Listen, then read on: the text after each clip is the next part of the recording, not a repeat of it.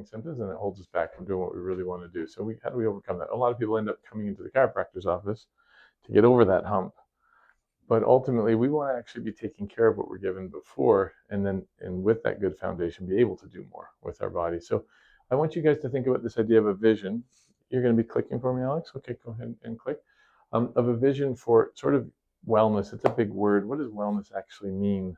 I simplified it into just taking action steps, but in the right direction. So then the question becomes, well, what's the right direction? Because if you go online, everybody's going to tell you what to do. And you can't listen to everybody, because what's going to happen? You're going to go in all those different places, right? I see that a lot with food. Everybody wants to make better decisions with how they're eating, but then they end up following this person, and they're not necessarily going the right direction. So for me, the right direction is, if you go ahead and flip the next one, first understanding who's in charge. So I loved Calvin and Hobbes growing up.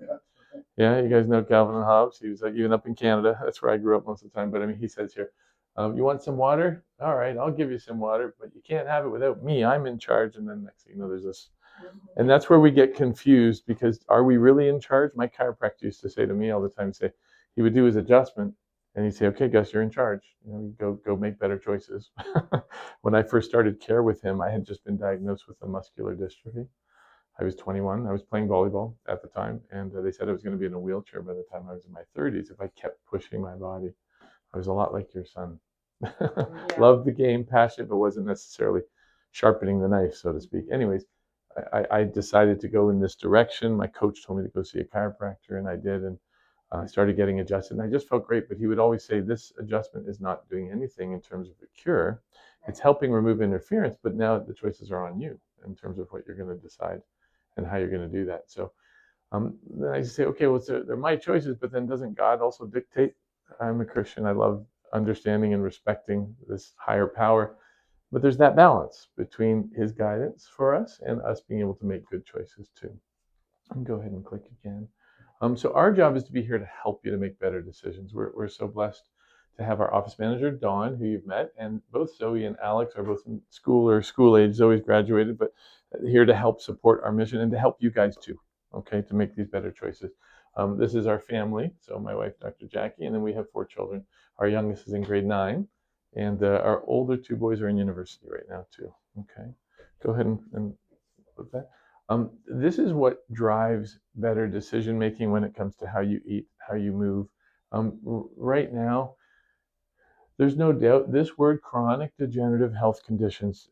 You just finished telling me, Heather, about the work that your surgeon does, shoulder injury. Those are repetitive strain injuries, trauma injuries, I'm sure, right?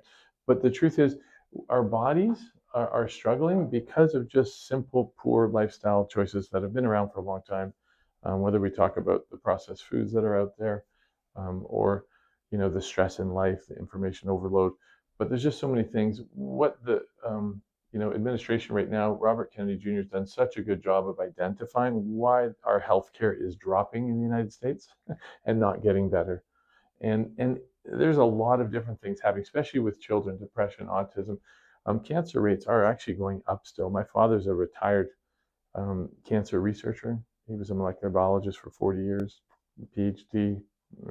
He actually was the director at the cancer hospital in Greece, in Athens, Greece, for 35 years. So I mean, he dedicated his life to finding this cure for cancer. And sadly, here we are. We don't really have a cure. What we know is that there's epigenetic things that are involved, how we move, how we think, how we eat. All those things are contributing also to the body and the cells not working properly, right? So a big part of what we want to talk about today is getting more oxygen to our cells. That's what movement is, right? So we don't actually have to move. We can just do this.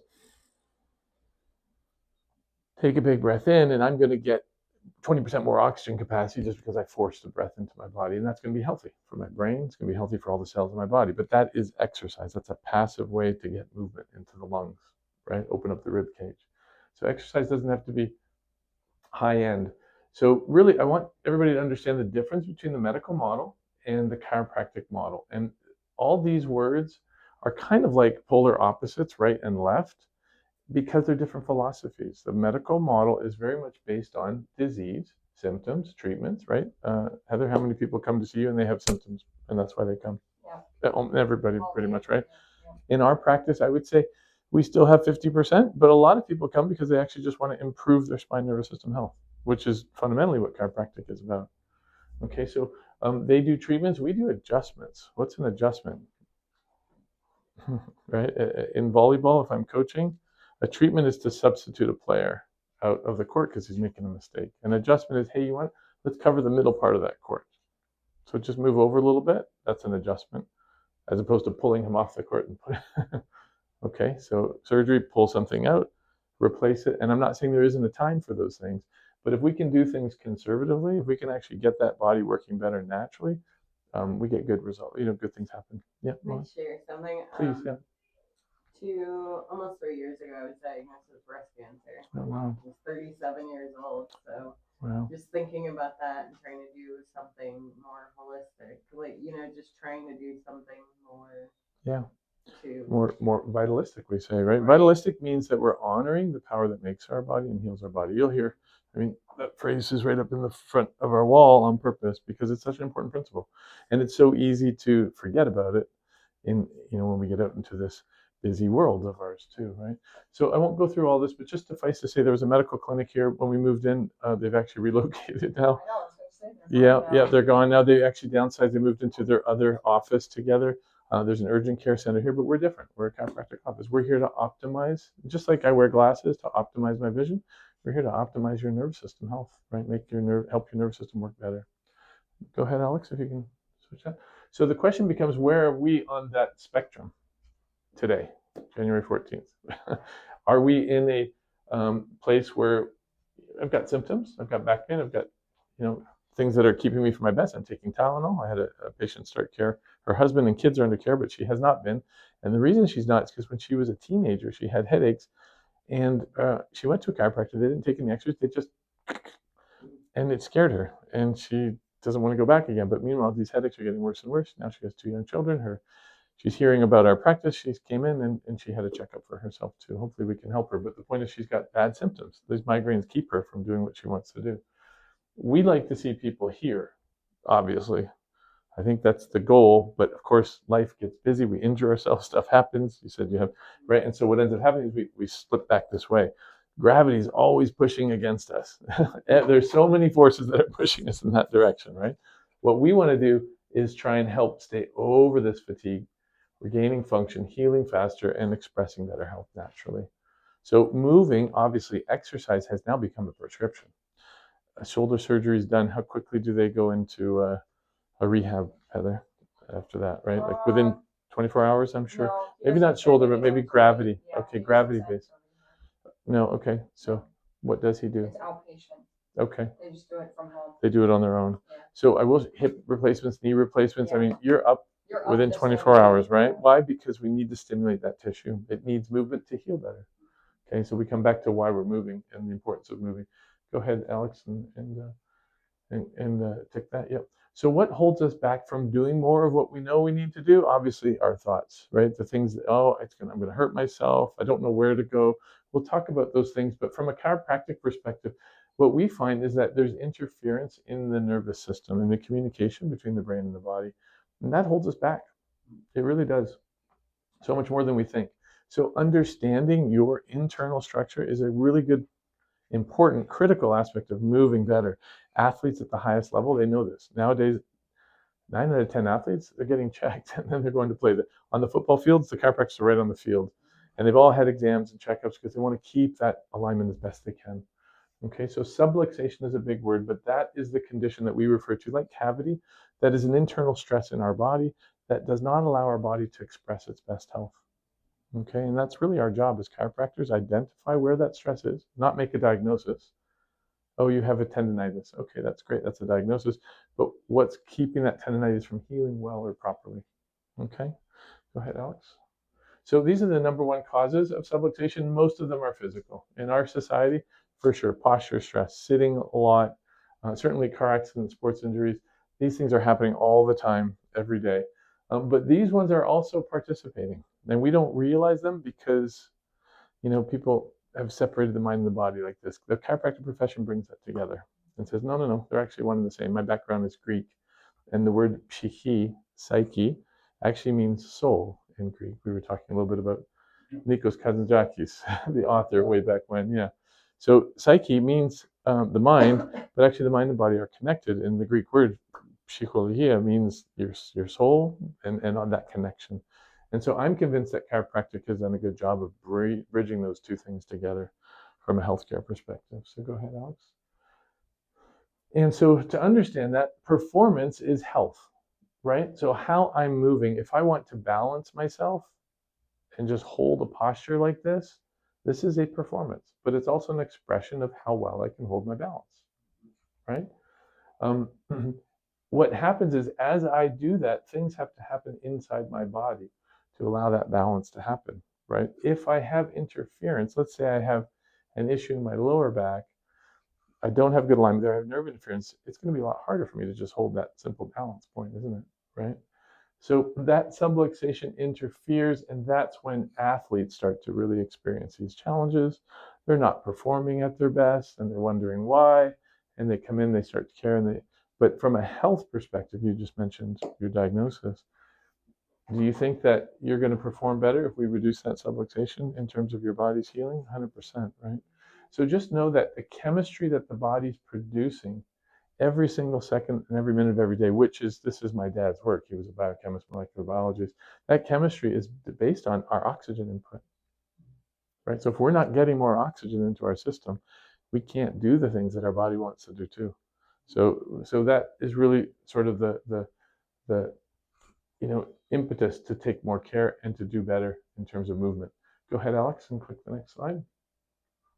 So chiropractic care improves nerve flow, which helps the body chemistry and reduces the interference, which is the spinal subluxation. So these are two nerves that come together and they're communicating. And they don't communicate physically. Actually, I did a whole third-year undergrad course on the channels and how the ions go back and forth. It's all chemistry here. That's why so many medications are being given now for our nervous system, right? Depression, anxiety, etc. But that communication is dependent on maximum nerve flow from the brain right through the spine all the way down to all parts of the body. Go ahead, Alex. So we say in chiropractic that all healing, all function, and this is a big one, you're an artist, Wayne, all creation happens when there's good nerve flow. My wife has her own chiropractic story. When she was in University of Montreal, McGill University, her cycle stopped. And the doctors there at the time recommended a hysterectomy for her. She was 19 years old, and that's Canada for you. In terms of healthcare, it's free, but just take it out, right? And she was smart enough to say, well, I don't know about that. Her roommate was getting adjusted in another chiropractor's office, and she decided to go get adjusted. She had low back pain, and her cycle came back, and it had been disappeared for whatever year or so at the time. She started to study what's going on here in my body. I want to learn more about this, and she ended up in chiropractic college. That's where we met as well. But we have 4 children now, and I mean, my point is creation. We've been doing this work long enough to see, families who are struggling. Actually, all of a sudden, the body's working better. It starts to do amazing things, right? So, coming back to the healing that the body is designed to do. We're born to be able to do amazing things.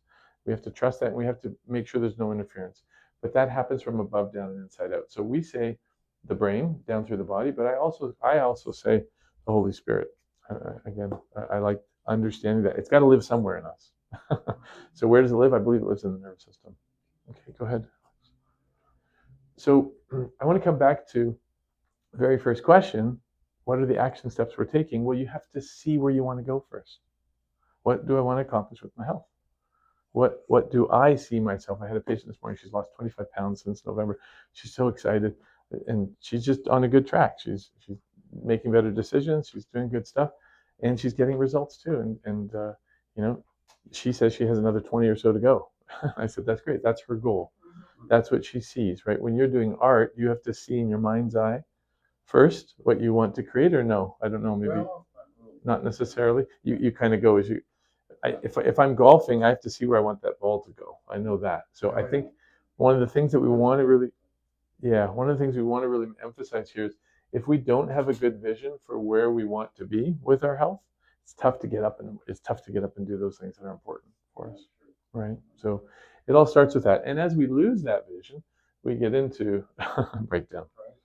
right? And in that last chart, we're moving in that direction towards death because we don't have a vision. Without a vision, we perish, right? It's so true.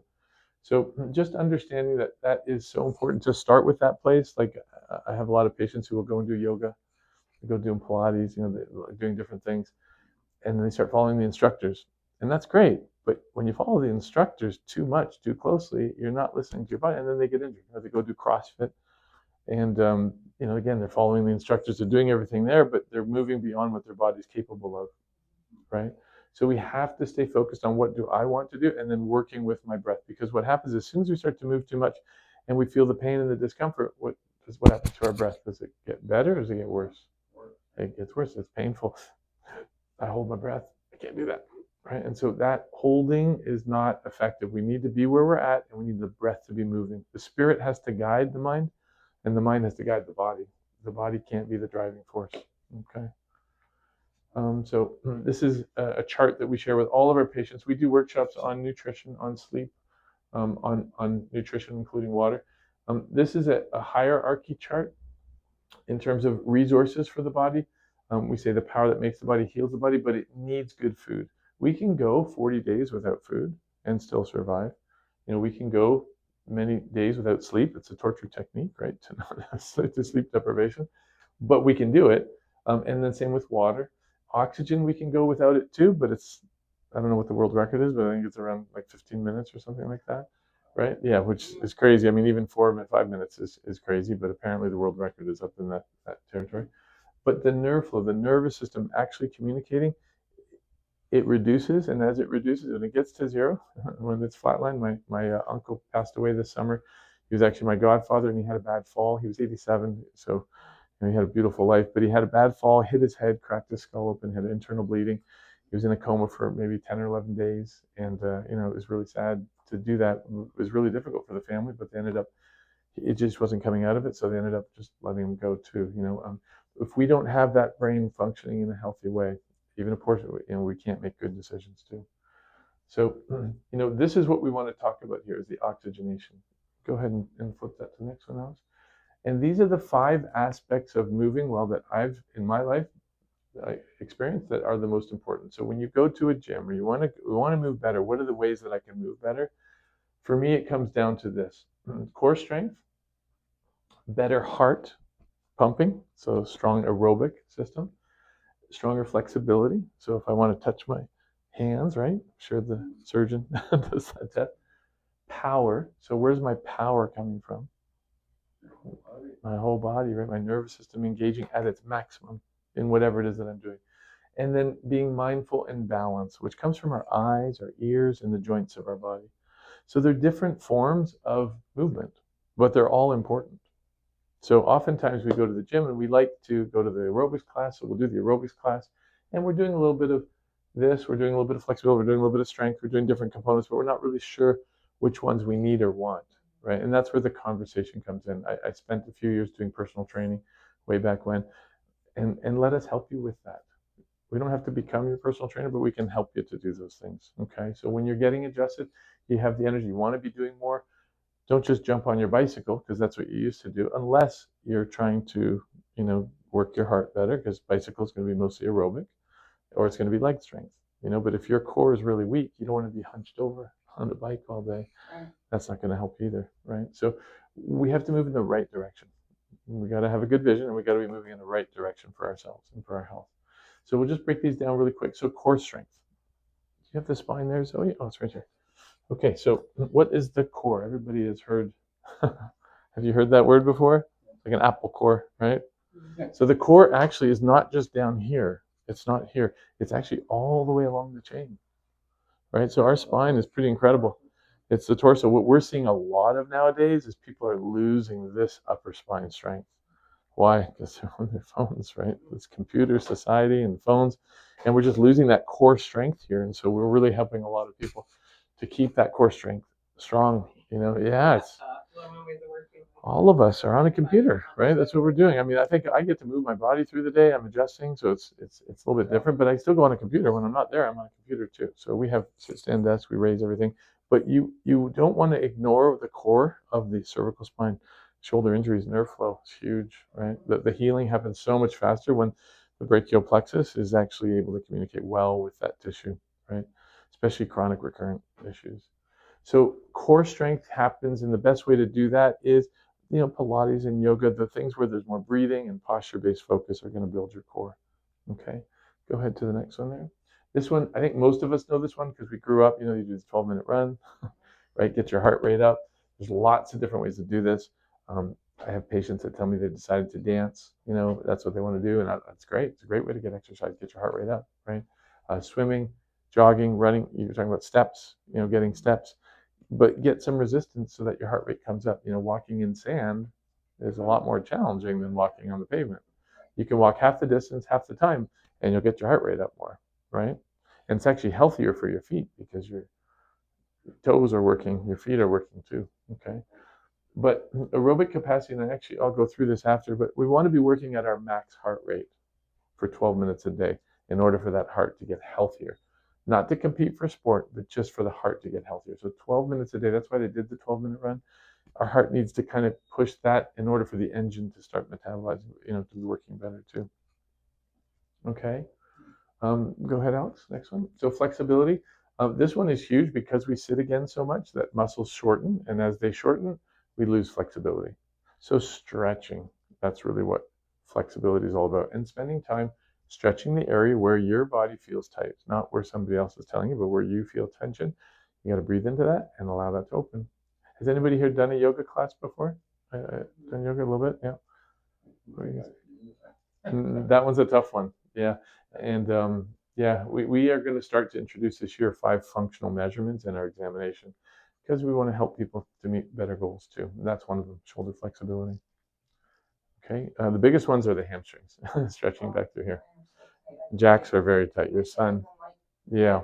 Barely past my knees. So, this is what we do. When we sit, everything contracts here, right? So that's part of the challenge. And because everything, we say the brain is basically like a bucket and it gets information from the joints of our body. Most of that information comes in, it's flexion. It's not extension. So it gets too much of that. And that's why we yawn. That's why we stretch and open up, because the brain says, no, I need you to move in that direction too. So if we proactively do it, it's better for us. Okay. Power, I'm convinced a lot of people play sports because they feel the power of the sport. Soccer, volleyball, you're exerting a full effort into something. That's really what power is. It doesn't have to be weightlifting, but it's exerting a full effort. So how high can I jump, right? How fast can I run? How much weight could I push? And these are good things as your body gets healthier that you start pushing into the power territory as well. Okay. And then the last one here, Alex.